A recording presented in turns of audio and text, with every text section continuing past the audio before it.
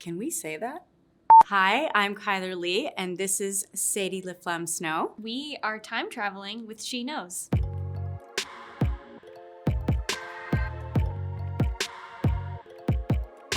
I went to Chyler's house when she came up to Toronto to have Thai food. I don't think you knew if I was a real adult or not, because I remember Chyler was like, Can you drink alcohol? Are you a grown up? And I was like, yes, I am.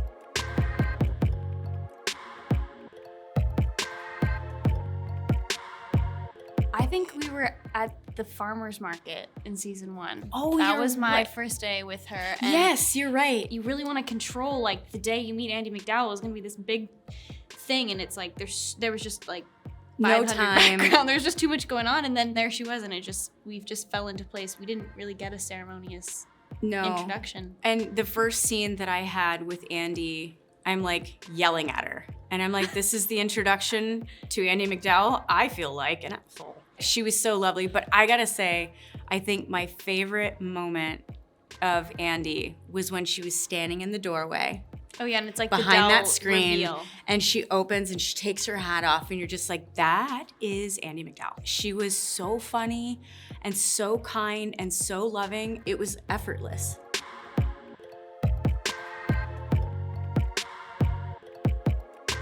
I hope this doesn't sound cheesy, but my proudest moment with my kids is every day that I get to be with them. They are teaching me all the time about my strength, about my power, my love for them. It's fierce. I think it's that. I think the fact that I can go to bed at night and say, my kids are safe, my kids are loved, they're fed, mostly, because they're teens, and wake up the next morning and say, they're here, they're with me, and I've done a good job keeping them alive.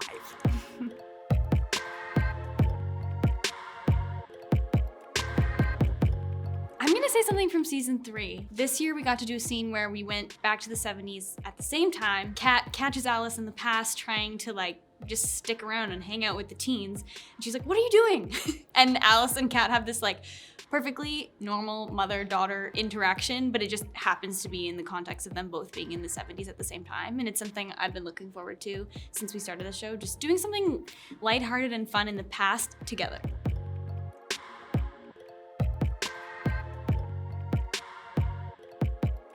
She had just come back from the 90s where she had her breakup with Nick. Aww. And we were sitting on the bed, her hair was wet. I got to just sit there and brush her hair. And you know, to have somebody with these glorious curls, you're so worried about brushing hair, but it was wet and conditioned.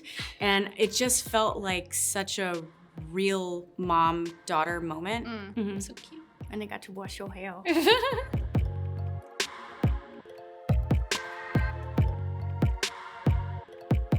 My career.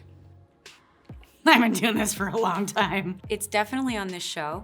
This show has taught me so much about myself, and I don't know if it's just the catharsis of it. There was the scene of Colton's car crash. We see him for the first time right after the crash, and they ended up separating it in 2 parts because we had a commercial break right there.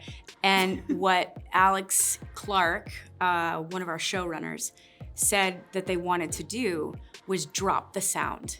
And so it's the scream, but we don't hear it. You just see it.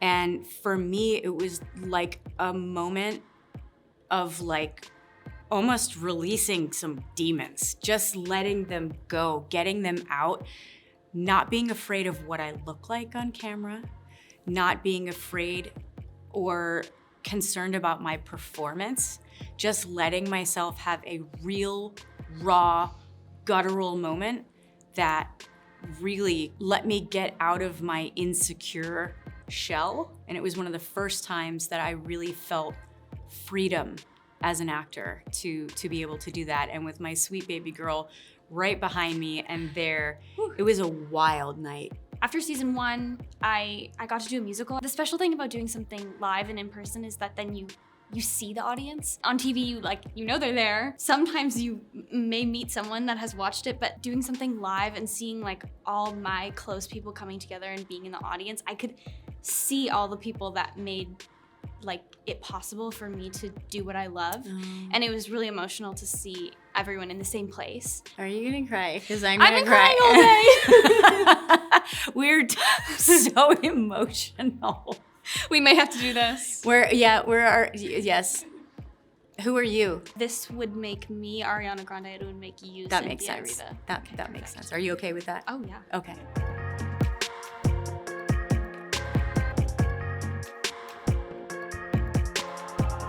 We were a blubbering mess. Everyone was at just the like table read. throwing Kleenex boxes at me, and I was inconsolable. Beautiful to see like how.